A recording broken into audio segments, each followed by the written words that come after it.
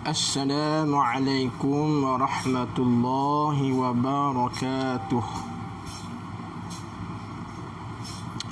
Ila hadratin Nabi Mustafa Rasulillah sallallahu alaihi wasallam, summa ila awliyaillahi salihin wal ulama'il amilin, wa khususan ila ruhi Syekh Nasir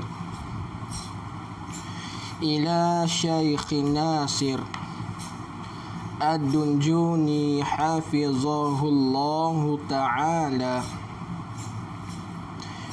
wa khususan ila ruhi Syekh Zainul Abidin Al-Fatani rahimahullahu ta'ala, wa khususan ila ruhil imami Abu Hasan Al-Ash'ari rahimahullahu ta'ala,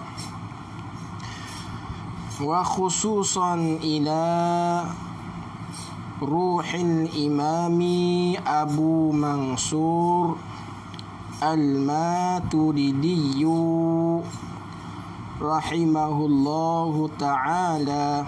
Syai'un lillah, lahumul fatihah. A'udzu billahi minasy syaithanir rajim. Bismillahirrahmanirrahim. Alhamdulillahi rabbil alamin, Ar-Rahmanir Rahim, Maliki yaumiddin. Iyyaka na'budu wa iyyaka nasta'in. Ihdinas siratal mustaqim, siratal ladzina an'amta 'alaihim ghairil maghdubi 'alaihim waladdallin. Amin. Alhamdulillahi rabbil alamin, wassalatu wassalam ala rasulil amin, wa ala alihi wa sahbihi ajma'in. Subhanaka la ilma lana illa ma 'allamtana, innaka antal alimul hakim. Wa la hawla wa la quwwata illa billahil aliyyil azim. Alhamdulillah, syukur kehadrat Allah Subhanahu wa ta'ala kerana diberi peluang kepada kita semua untuk mengikuti pengajian online. Sudah sekian lama tidak buat live dah kerana kesibukan dan yang tak dapat kita elok. Jadi pada maghrib ni saya mengambillah kesempatan untuk menyambung kembali pengajian kitab Irsyadul Ibad, kitab yang membincangkan mengenai akidah, kitab yang membincangkan mengenai akidah. Baik, kepada yang mengikuti pengajian pada maghrib ni, siapa-siapa yang nak masuk grup Telegram saya sendiri yang ada rakaman kitab Irsyadul Ibad, boleh tinggalkan nombor telefon dan juga nama pada ruangan komen. Tu dah. Siapa yang nak masuk grup Telegram kitab Irsyadul Ibad, boleh tinggalkan nama dan nombor telefon, insya-Allah. Kita sambung. Qala al-muallifu rahimahullahu ta'ala, wa nafa'ana bi'ulumihi fid daraini amin. Kata pengarang rahimahullahu ta'ala, ketahui olehmu. Muslimin muslimat, bila kita baca kitab Jawi lama, kita akan bertemulah orang panggil gaya cakapan kita. Jadi gaya cakapan kita ni ya terkadang orang tak berapa minat sangatlah kerana dia bahasa lama. Tapi kita orang yang nak mendalami pengajian kitab-kitab Jawi lama ni, kita cuba belajar cara cakapan ulama. Cara cakapan ulama. Dia kata ketahui olehmu.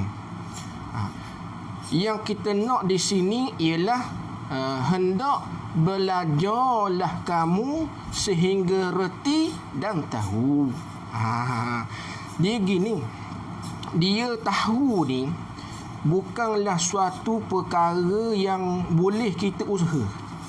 Ramai mana orang ngaji, ramai orang ngaji, tetapi balik tahu, balik reti, balik faham ni terkadang ngaji lama tapi masih lagi dalam keadaan tak tahu, masih lagi dalam keadaan tak reti.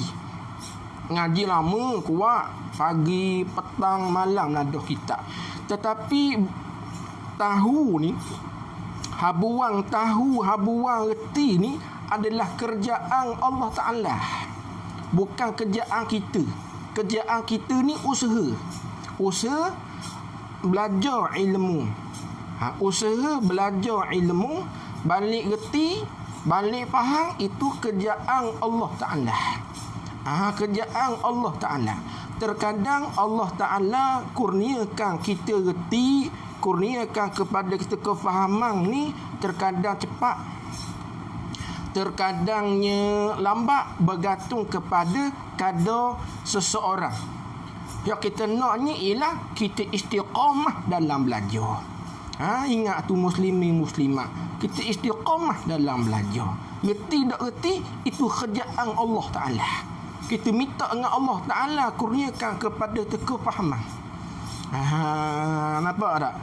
Jadi ketahui olehmu ni maknanya hendaklah belajar sehingga kamu reti dan sehingga kamu tahu. Selagi mana kita belajar tak reti, selagi tu kita belajar. Walaupun kita belajar sehingga kan mati keadaan kita sekalipun, dalam keadaan tahu sekalipun, maka Allah Ta'ala tak tanya. Allah Ta'ala tak tanya. Yang Allah Ta'ala tanyanya, kita belajar ke tak? Kita ngaji ke tak? Itu yang Allah Ta'ala tanya kepada kita. Cuma nak dapat ilmu ni, ulama bahagikan kepada dua. Dapat ilmu atas jalan kasbi dipanggil. Dapat ilmu atas jalan kasbi. Kasbi ni dapat ilmu atas jalan kena usaha belajar. Dengan kita bawa kitab, dengan kita catat apa yang guru royak, apa yang guru bagi tahu kepada kita, itu dapat ilmu atas jalan kasbi. Ni. Yang kedua, dapat ilmu atas jalan wahbi. Wahbi ni dapat ilmu, orang panggil direct, secara langsung daripada Allah Subhanahu wa Ta'ala. Ini jaranglah orang dapat ilmu atas jalan wahbi, jarang. Adapun ada nak dapat ilmu, mesti kita kena belajar. Ini mudah dah, muslimin muslimat mudah ni. Dengan kata kecanggihan teknologi zaman sekarang kok, kita boleh tengok orang mengajar dalam handset kita, dalam telefon kita. Cuma kita kena komitmen istiqamah saja dalam mengaji. InsyaAllah dengan kita bersungguh dalam mengaji, Allah Ta'ala beri kepada kita ilmu sikit sebanyak. Itu kerjaan Allah Ta'ala. Yang naknya istiqamah dalam belajar. Ketahui olehmu, yakni hendak belajarlah kamu sehingga reti dan tahu. Hei saudaraku. Saudara ni ada dua. Yang pertama, saudara nisbah nasab keturunan. Yang kedua, saudara nisbah pada seugama. Saudara nisbah nasab keturunan ni, itulah kena kepada abang kita, adik kita, kakak kita. Itu saudara nisbah nasab keturunan. Ada pun saudara yang dikehendaki di sini ialah saudara nisbah seugama. Tu kan Allah Ta'ala wayakan dalam Quran, innamal mu'minuna ikhwah. Hanya senya mereka yang beriman itu ialah ikhwah, ialah saudara. Kita ni saudara nisbah seugama. Tu. Bahawa awal-awal yang wajib. Apa maksud awal-awal yang wajib? Awal-awal yang wajib ini ialah perkara yang penting. Dan nombor satu yang mesti kita kena usaha. Itu maksud awal-awal yang wajib. Maksud awal-awal yang wajib ialah perkara yang penting dan nombor satu yang mesti kita kena usaha. Itu awal-awal yang wajib. Atas tiap-tiap mukallaf. Dia perkataan mukallaf ni muslimin muslimat kita dengar semua dah. Tapi kita terkadang sebut kata mukallaf kita tak berapa faham, tak berapa jelas kefahaman kita. Mukallaf ni dia asal maknanya orang yang dipertanggungjawabkan dengan hukum syarak. Tu mukallaf. Orang yang dipertanggungjawabkan dengan hukum syarak. Bahasa kapung, orang yang dibebani ke atas dia tu dosa pahala, cakap mudah-mudah. Jadi nak sabit kata orang ni mukallaf, dia ada syarat muslimin muslimat. Bila ada syarat ni, maka boleh kita royak kepada seorang tu dia seorang yang mukallaf. Bila cukup syarat. Yang pertama, nak panggil mukallaf, dia mesti berakal. Dia mesti berakal. Orang gila tak panggil mukallaf secara umumnya. Yang pertama berakal. Yang kedua, nak panggil orang tu mukallaf, dia mesti balik. Balik. Dua. Yang ketiga, nak panggil seorang tu mukallaf mesti sampai seruang agama. Yang keempat, orang panggil tidak buta dan pekak dalam satu masa. Ada 4 syarat ni, orang panggil mukallaf lah. Bila panggil mukallaf, Allah Ta'ala paksa menekani ke atas dia tu apa? Mengenal akan Allah Ta'ala.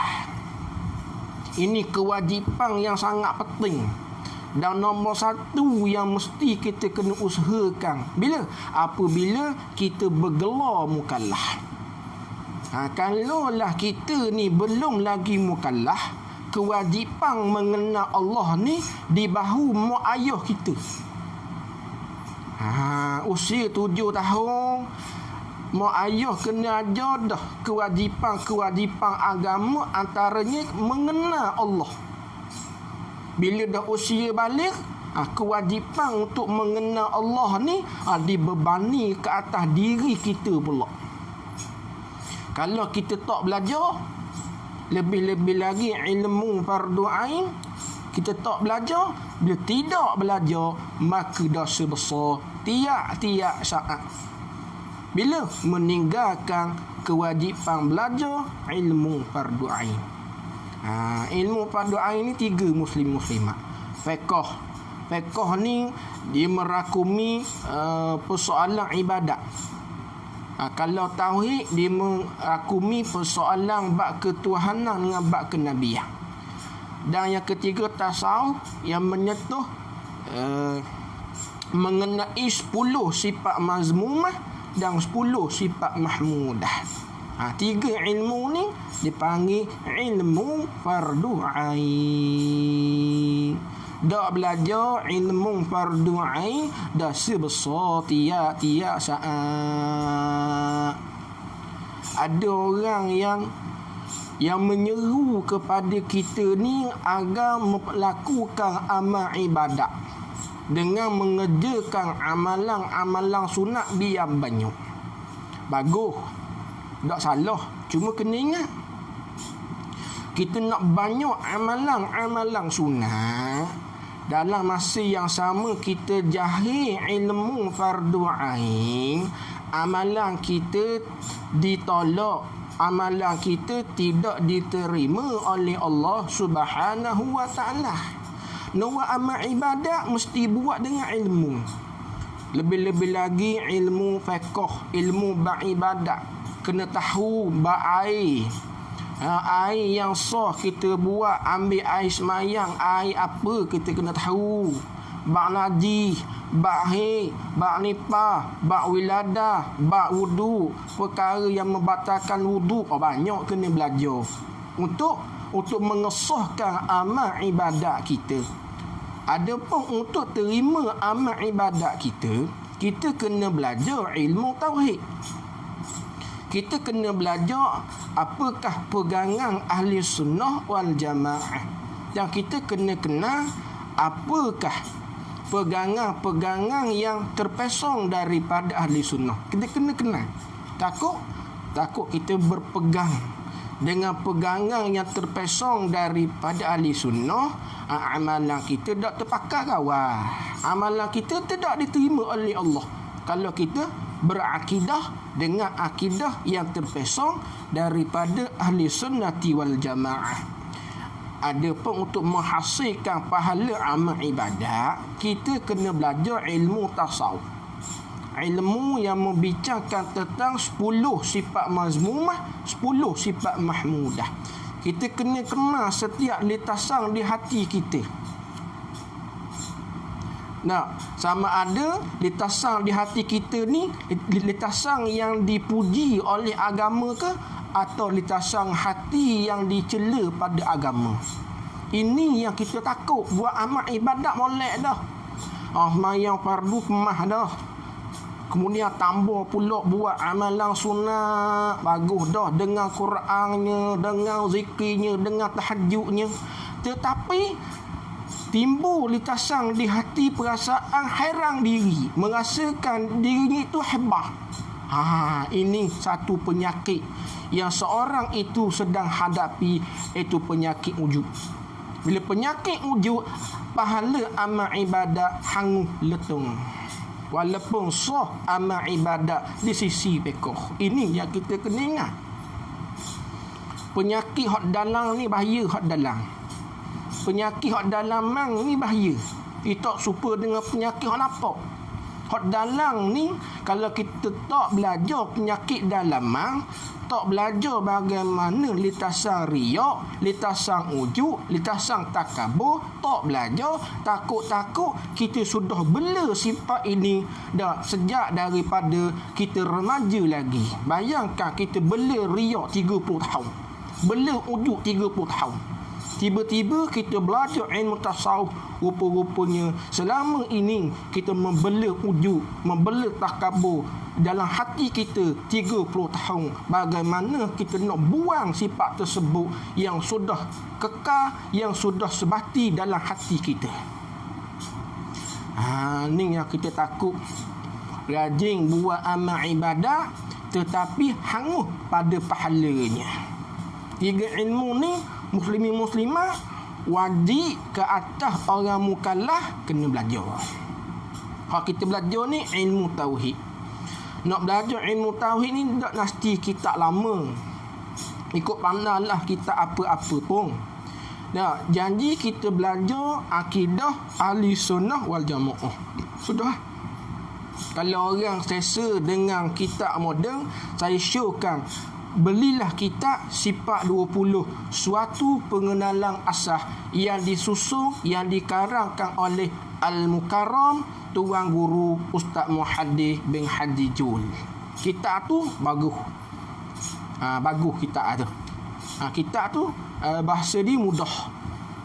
Untuk orang yang baru nak belajar, saya syorkan beli kitab tu. Beli kitab tu. Penamang peribadi mengajar kitab tersebut memang mudah untuk dipahamkan kepada orang awam. Murah saja kitab tu didapatkan di kedai-kedai kitab. Dan kalau sekiranya beginilah, muslimi-muslimat misal kata nak panggil saya mengajar di tempat muslimi-muslimat kitab tauhid tersebut, boleh. Saya akan pertimbangkan. Setakat ni saya masih lagi pertimbangkan lah. Kalau sekira orang nak belajar, nak buat kuliah duha ke, nak buat kelas petang ke, nak guna kitab sifat 20 suatu pengenalan asas, boleh maklum lah. Saya akan pertimbangkan. InsyaAllah kita akan beri kepahaman kepada masyarakat apakah akidah ahli sunnati wal jamaah. InsyaAllah kita akan belajar secara serius lah. Syarat kita nak belajar betul-betul, kita nak faham betul-betul, insya-Allah Allah Ta'ala akan pemudahkan jalan kepada kita untuk belajar ilmu akidah, lebih lagi akidah ahli sunnati wal jamaah. Jadi bila kita sudah bergelar orang mukallaf, maka Allah Ta'ala menekankan kepada kita supaya kita mengenal akan Allah Subhanahu wa Ta'ala. Persoalannya, bagaimana kita nak kenal Allah? Nak kenal Allah mesti kena belajar. Belajar. Panggil antaranya kita belajar kitab-kitab ulama. Itulah kita biasa dengar awaluddin ma'rifatullah. Awal-awal agama ialah mengenal Allah. Ini kewajipan kita sebagai orang mukallaf, iaitu kita mengenal Allah Subhanahu wa Ta'ala. Cuma muslimi-muslimat kita kena beza sikit. Kalau kita belajar ni mengenal Allah nisbah pada i'tiqad. Ada mengenal Allah nisbah syuhudiyah. Dibeza. Kalau mengenal Allah nisbah i'tiqad, cara huraian, penerangan berkenaan dengan pegangan, bukan huraian mengenai rasa dan ingat. Itu kena beza. Pengajian sifat 20 kitab Irsyadul Ibad mengenal Allah nisbah i'tiqadiyah, nisbah pegangan. Huraian mestilah berkenaan dengan huraian betul pegangan, bukan huraian rasa, bukan huraian ingat. Adapun mengenal Allah nisbah syuhudiyah, hak tu dibincangkan dalam kitab-kitab tasawuf. Ni ramai orang yang mengajar kitab tauhid, kitab sifat 20, cuma cara huraian ke arah rasa dan ingat. Ini panggil langgar disiplin ilmu. Langgar disiplin ilmu. Disiplin ilmu sifat 20 huraian mengenai pegangan, bukan rasa, bukan ingat. Itu kena hadang molek, kena reti molek lah. Dan iaitu mengenal akan Allah tu bahawa kita ketahui dan kita i'tiqad dan kita percaya dan kita yakin. Kalau kita mengaji ibarat kita percaya dan kita yakin ni dipanggil makna lawazim. Lazim di seorang itu tahu dan i'tiqad, lazimlah di atas seorang itu ada percaya dan yakin. Dipanggil makna lawazim kalau kita mengaji ibarat kita. Dan kita naik saksi. Apa maksud naik saksi? Naik saksi ni makna kita ikrar di lidah kita dan kita membenarkan di dalam hati. Apa? Akan bahawasanya tiada Tuhan yang disembah dengan sebenar-benar melainkan Allah, yakni pada hakikat ketuhanan. Yang pertama, kita kena beriktikad, kita kena yakin, kita kena beriktikad di dalam hati kita tak ada Tuhan yang disembah dengan sebenar-benar pada hakikat ketuhanan melainkan Allah. La ma'buda bihaqqin illallah. Tidak ada sembahan yang sebenar-benar pada hakikat ketuhanan melainkan Allah. Cuma kita dakwa Allah sahajalah Tuhan yang disembah dengan sebenar-benar pada hakikat ketuhanan. Allah mana hak yang disembah? Adakah Allah hak peseng ada tangan? Adakah Allah hak peseng boleh turun naik? Adakah Allah hak peseng duduk di atas arah? Kalau lagu tu, itu bukan Allah yang sebenar. Ini yang kita kena belajar. Allah mana yang kita kata yang disembah dengan sebenar-benar pada hakikat ketuhanan? Allah mana? Kita kena mengaji pula. Takut silap kena. Ramai orang zaman ni silap kena.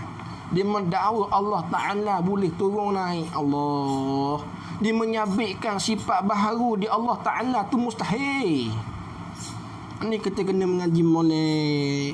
Nah, kalau tidak, takut kita berpegang dengan pegangan yang terpesong daripada ahli sunnah wal jamaah. Pertama, kita kena iktikadkan dalam pegangan kita. Yang pertama, tiada Tuhan yang disembah dengan sebenar-benar melainkan Allah. Pada hakikat ketuhanan, Allah sahajalah Tuhan yang disembah dengan sebenar-benar satu. Lagi pula Allah tu yang esa. Esa. Ini isyarat kepada sifat wahdaniyah. Kita ngaji 40 tadi. Wahdaniyah, muslimin muslimat. Bahasa Melayu panggil esa. Arab panggil wahdaniyah. Wahdaniyah ni setengah daripada sifat yang wajib bagi Allah Ta'ala. Wajib kita kena iktikad dalam hati kita. Apa? Tentu sungguh Allah Ta'ala itu esa dan tentu tidak berbilang. Tu kena pegang lagu tu. Cuma kita kena mengajilah. Bila kata esa Allah, esa macam mana?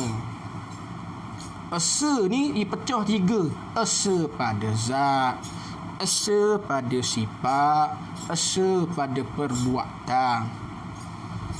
Esa pada zat, esa pada sifat, esa pada perbuatan. Esa pada zat ni 2. Esa pada zat dia ternapi 2 kam. Ini hak payah sikit. Esa pada zat, yang pertama ternapi zat Tuhan itu boleh dibahagi, boleh dikerak, boleh dibelah, boleh dikikis. Ini orang panggil ke ternapi kam muttasil pada zat. Kalau kita mengaji secara halus, esa pada zat dengan makna ternapi zat Allah itu boleh dibahagi, boleh dikerak, boleh dibelah. Kerana zat hak boleh dibahagi, dibelah, dikerak ni dipanggil zat yang berjisim, lagi pula jiring. Bila sebut kata jiring, bila sebut kata jisim, ada makna lain. Apa dia jiring? Jiring ni tiap-tiap suatu yang mengambil kadar ruangan kosong yang sama besar dengan zat diri satu benda. Itu jiring. Adapun jisim, jisim ni tiap-tiap suatu yang boleh dibahagi. Misal kita pergi pasar. Kita pergi pasar kan, kita kata nak ayam seekor, misal. Maka orang tu tanya kepada kita, nak kerak berapa? Ayam ni. Dia kata kerak dua belah. Ayang tu dipanggil zat ayang tu zat yang berjiring. Sebab apa zat yang berjiring? Kerana zat ayang tu dia mengambil kadar ruangan kosong yang sama besar dengan zat diri dia. Lagi pula zat ayang tu dipanggil lagi pula berjising. Sebab kita boleh kerak, boleh belah. Maka zat Allah ternapi, orang panggil boleh dibahagi, boleh dikerak, boleh dikikih, dipanggil ternapi, kan muttasi pada zat. Orang tanya kepada kita, zat kita ni se ke tak? Cuba jawab, cuba komen. Kita pakat-pakat belajar. Zat kita ni se ke tak? Cuba jawab. Hak yang mengikuti pengajian. Boleh terang komen di bawah tu. Zat kita ni, zat makhluk ni. Ni zat kita ni, zat makhluk ni se ke tak? Dia. Cuba tarik di ruang komen tengok. Kita pakat belajar, tak apa. Kita pakat belajar. Orang yang melihat antaranya hijrah pendosa, boleh komen tu terang. Nisyah Salim, Wan Rafidah, terang komen. Zat makhluk ni se ke tak? Ibnu Kamaruddin boleh terang. Masri Muhammad, terang komen. Dah, kita beri masa 2 minit, tutup terang. Kemudian baru kita hurah. Dah, zat makhluk ni se ke tak? Zat Allah orang panggil ternapi daripada boleh dikerak, boleh dibelah, boleh dikikih. Ada pun zat kita ni se ke tak? Tu misah dia. Cuba komen. Tak ada orang komen ni. Tak apa dah. Dah. Zat makhluk ni dipanggil zat kita tidak se. Sebab apa zat makhluk tidak se? Kerana zat makhluk ni boleh dibelah. Tak faham soalan gini. Zat makhluk ni dipanggil se ke tak? Zat makhluk dipanggil se ke tak? Se ni kan setengah daripada sifat yang wajib bagi Allah. Tak gitu? Antaranya se pada zat, se pada sifat, se pada perbuatan, se pada zat. Orang panggil ternapi bahawa zat Allah itu boleh dibelah, boleh dikerak, boleh dikikih. Se tu satulah bahasa kita ke? Jadi persoalan zat kita ni se ke tak panggil? Kalau kita kata zat kita ni se sebab apa? Asma' Zuraida kata tidak. Apa sebab zat makhluk tak boleh panggil se? Betul dah tu. Alhamdulillah lah. Jawab mudah-mudah. Zat makhluk tidak dipanggil se sebab zat makhluk berhimpun dengan beberapa juzuk. Sekira-kira boleh dikerak, boleh dibelah. Zat kita tak panggil se. Tak panggil tunggal zat kita. Sebab apa? Zat kita ni berkapuh dengan beberapa juzuk. Kapuh dengan darah, dengan daging, dengan leher, dengan tulang. Sekira-kira boleh dikerak, boleh dibelah. Adakah zat Allah lagu tu? Tak. Tu se pada zat makna yang pertama. Se pada zat makna yang kedua ialah tidak ada zat yang lain sama seperti zat Allah pada ketuhanan, tak ada. Kerana kita bergiring dan berdising. Tepat sekali Muhammad Zamani Ibrahim. Betul, tepat sekali. Kerana kita ni bergiring dan berdising tepat sekali. Muhammad Zamani. Betul dah tu. Betul dah. Comel. InsyaAllah lah nanti saya buat live akan datang. Kita cakap mengenai istilah asah dalam tauhid. Apa dia jiring, apa dia jising, apa dia arak. InsyaAllah kita pakat belajar. Makna yang kedua, se pada zat. Makna yang kedua, tidak ada zat yang lain sama seperti zat Allah pada nisbah ketuhanan, tak ada. Tu sepada zat. Apa?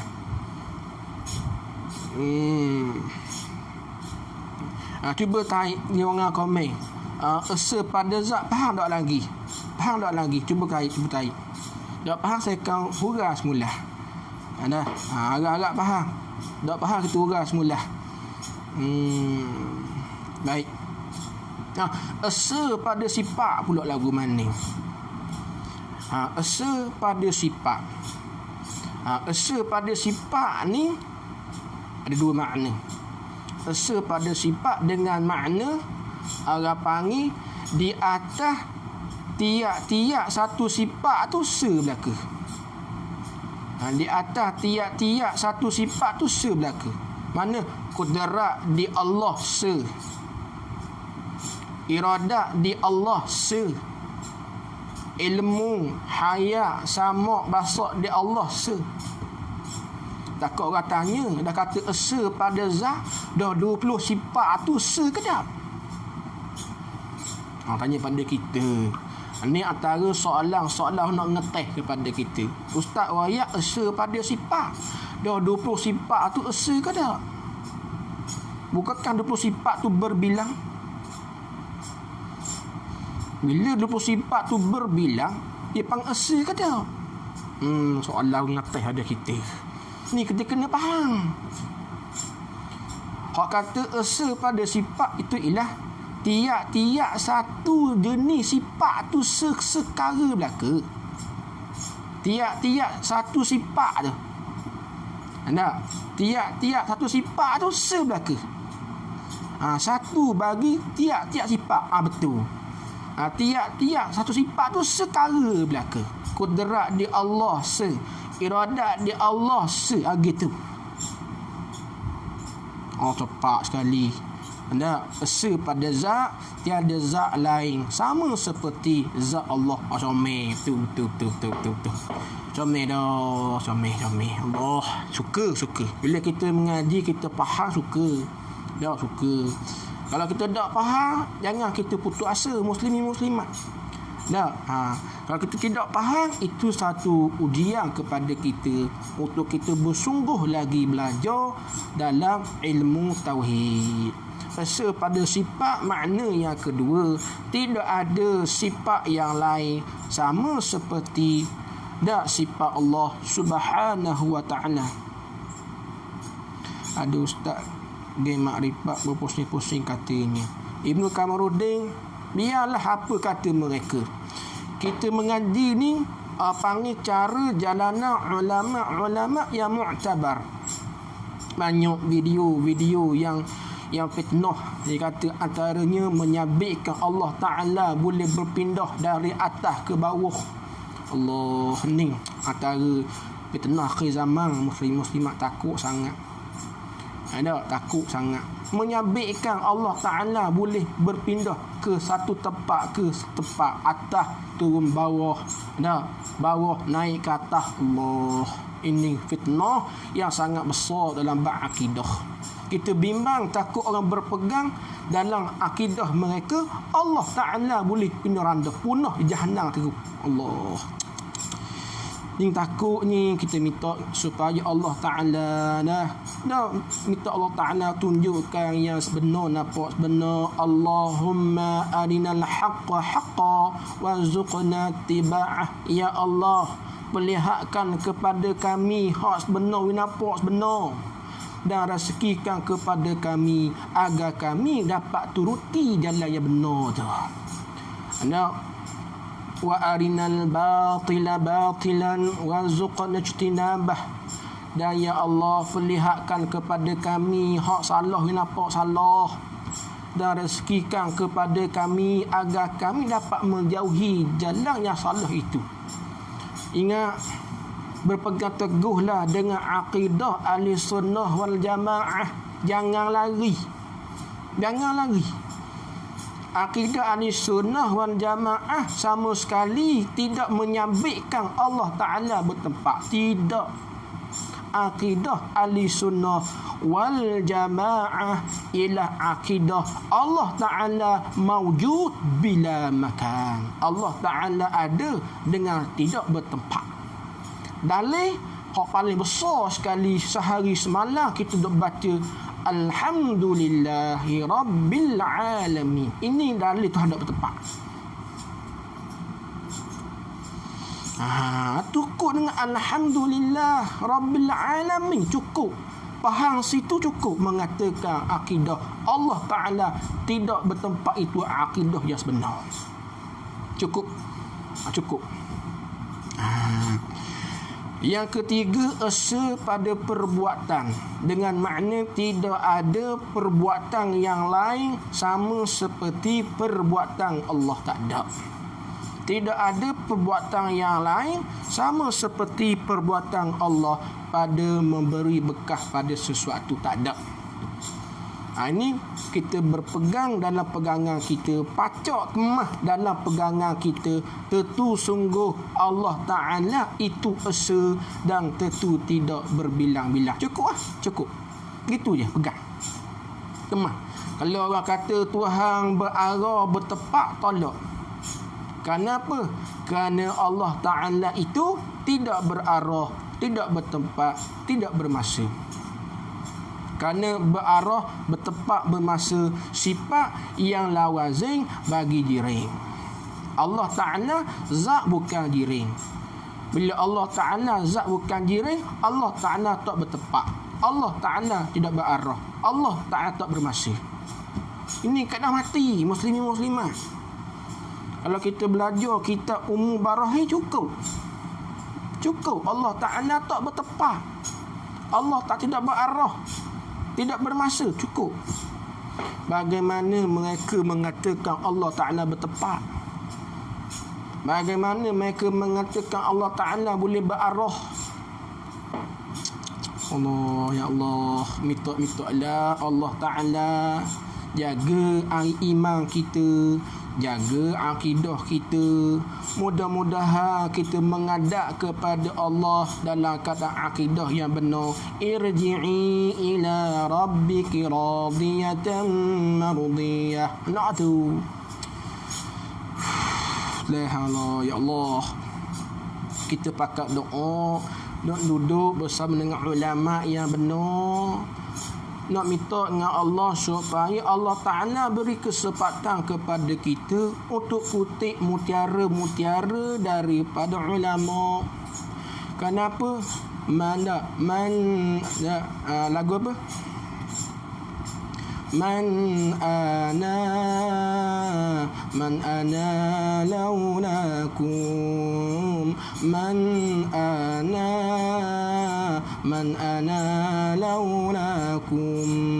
siapakah kita kalau tidak kamu? Man ana laulakum. Duduk bersama dengan ulama yang mereka dah menghabiskan umur mereka untuk memperkenalkan kepada kita masyarakat mengenal Allah yang sebenar. Berpeganglah dengan kita dan ulama-ulama sekarang. Pengajian sifat 20 ni pengajian yang sebenar. Ni pertahankan. Hidupkan kembali pengajian tauhid. Mengajilah betul-betul. Ini sekadar muzakarah. Nak ngaji secara halusi bukan gini. Cuma nak perkenal, nak buku minda supaya kita sungguh belajar. Yang tiada yang sekutu baginya, bagi Allah. Tidak ada yang berkongsi bagi Allah Subhanahu wa Ta'ala nisbah pada perbuatan. Tak ada. Yang mengada, yang buat sesahaja Allah Subhanahu wa Ta'ala. Tidak ada perbuatan yang lain berkongsi dengan perbuatan Allah Subhanahu wa Ta'ala. Tak ada. Yang menurunkan bala musibah Allah. duk baca sokmo dalam Fatihah, Rabbil Alamin. Allah ni Rabb. Apa Rabb? Tuhan yang mengatur, yang mentadbir, yang mengurus, yang menjadikan sekalian alam. Apa dia alam? Tiap-tiap perkara yang selain daripada Allah.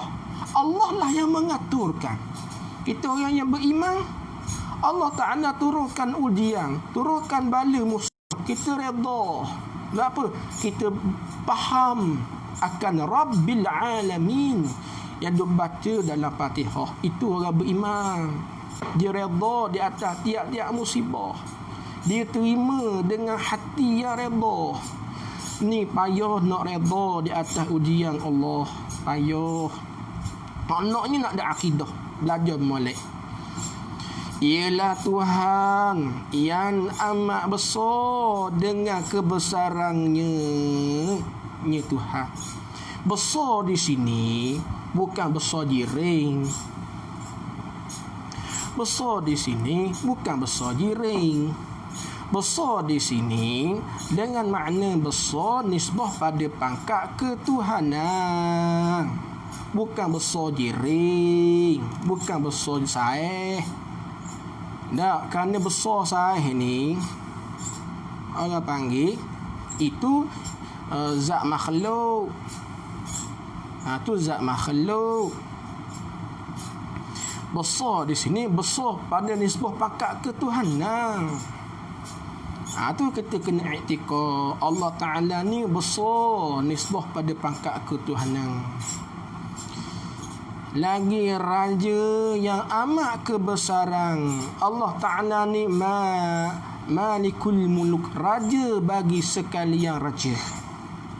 Ketika mana ditiupkan angin sangkakala yang pertama, Allah Ta'ala bertanya, ainal muluk, siapakah raja pada hari ini? Lalu Allah Ta'ala sebut, lillahil wahidil qahar, bagi akulah dan raja yang maha esa lagi maha mengerasi. Tak ada dah lah raja bagi sekalian raja malaikat Allah Subhanahu wa ta'ala. Tiada Tuhan yang lainnya lain daripada Allah. Tak ada. Yang lain daripada Allah bukan Tuhan yang sebenar. Yang lain daripada Allah dipanggil Tuhan yang batil, yang palsu. Nah, kerana Tuhan yang sebenar Allah je kan. Yang lain daripada Allah dipanggil Tuhan yang batil, yang palsu. Dan tiada yang disembah yang lainnya melainkan ia Allah. Tak ada dah kita sembah, tak ada dah melainkan Allah Subhanahu wa ta'ala. Sebab itu kupu kalau sekiranya meletakkan 7 anggota kita pada bumi sembah yang lain daripada Allah. Sebab itu kupu. Kerana meletakkan 7 anggota pada bumi hanyalah kepada Allah Subhanahu wa ta'ala. Jadi untuk pada maghrib ni saya rasa cukup dah dahulu. Insya-Allah jika diberi kesempatan kita sambung pada hari yang berikutnya. Wallahu a'lam. Assalamualaikum warahmatullahi wabarakatuh.